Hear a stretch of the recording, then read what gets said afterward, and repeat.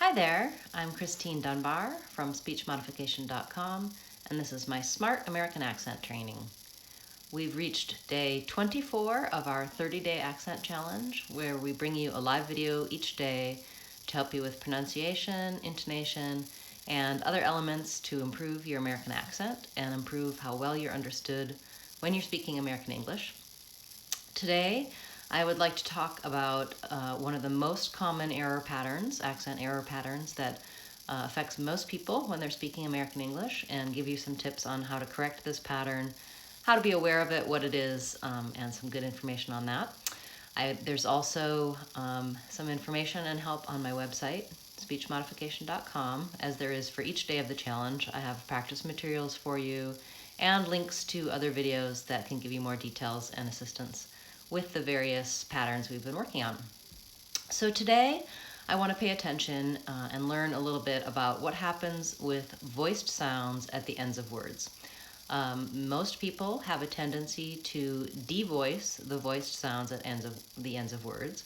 And basically what this means is we have sounds in English, consonant sounds, where we use our voice. So we talked about this on day 4 when we talked about the S and Z sounds. And we also talked about it after we talked about manner and placement. We learned about voicing. So you can find that in my playlist. Go to my channel page and click on the 30-day accent training playlist, and you'll be able to see that video and learn more about voicing. But for today, I want to talk about how this affects your speech and certain words.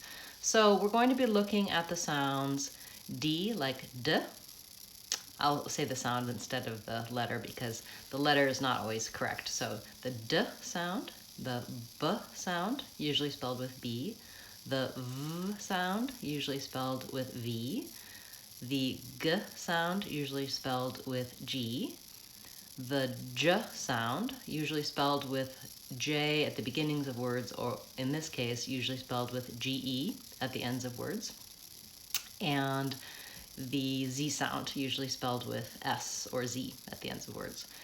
So what happens for these sounds is that you tend to make an a voiceless sound rather than a voiced sound. So for example, with the D sound, a word like need would sound like neat. The D at the end would sound more like a T. Need sounds like neat. For voiced Z, for example, was might sound more like was. For G, big might sound like bick. For B, web might sound like web. For J, edge might sound like etch. And for V, have might sound like half. In a lot of cases, in context, people can still understand what you're saying if you're devoicing your end sounds. Excuse me. But it does matter because a lot of times we put sounds on the ends of words to make things for grammar in English. So we add the D sound to make things have past tense. We add the Z sound for verb tenses, plurals, possessives, etc. So it matters, and you can take care to pay attention to the ends of your words so that you don't sound like you're making a grammatical mistake when you just have a pronunciation difference. So to correct this pattern of devoicing at the ends of words, it's actually easier to practice in two-word phrases than it is to practice on single words. So I recommend starting with some two-word phrases with these voice sounds. That allows you to link the consonant to the next word. You keep your voice going and your voice is on through the end of the word and into the next word. And that way you have less of a tendency to devoice. So for example, rather than have it or half it, that might be my error pattern, I'm going to run those two words together and link them. The V is almost jumping onto the I of it. So rather than have it, it sounds like have it, have it. It's easier for me to keep my voice going and make sure I use the voiced V sound when I link the words. So let's try some more phrases like that. Try have it, leave it, move it. Let's try some with the D sound, D. Need it. So I didn't say need it, need it, need it. The D jumped onto that next word. How about read it?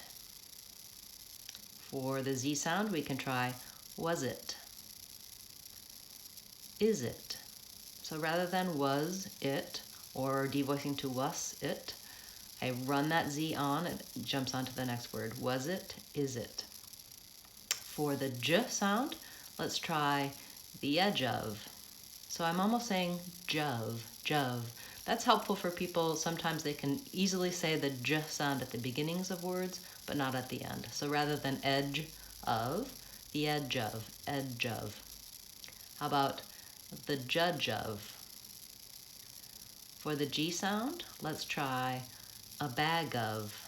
Instead of bag of, bag of, a bag of. A leg up, leg up. It's almost like that G jumps onto the next word. When I'm linking, my voice stays on and I use the voice consonant at the end. So you can find and think of more examples of how to link these words and use the common words like we normally do with that end with the D sound, the V sound, the Z sound, etc. You can see these words and more on my website if you'd like to practice this two-word phrases, the linking. When you feel confident that you're able to say your voice sound in those two-word phrases, you can keep practicing on them to develop the motor habit, but you're ready to try to work on generalization, to take that skill to the next level so that it becomes part of your habit when you're speaking. And to do that, I recommend using repeated phrase practice. So you're going to take some two-word phrases and then add additional words of your own. Usually just adding one word is enough. The idea is to do lots and lots of repetition to build a new habit, not to say a long, long sentence. So let's try that. For final V, let's try it with the phrase have a blank, have a blank. How about have a drink, have a friend, have a good time, have a meeting, have a lesson. Now you keep going, add some more phrases that start with have a. Notice my intonation pattern, that on the word that I'm filling in the blank, that's usually long, and have a goes by pretty quickly. Have a, have a, have a. You can just practice that by itself. But when I'm saying have a drink, have a friend, have a is fast, and friend and drink, the noun at the end of the phrase, is stretched. It has the stress. Let's try that for final D. We'll try it with need a, need a. Need a lift. Need a minute. Need a pencil. Need a hand. Need a list.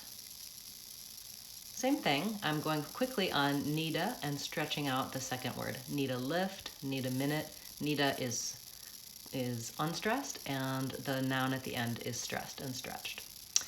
So that's how I recommend working on the issue of devoicing voiced consonants at the ends of words. You can find more help for this in my playlists on my channel page.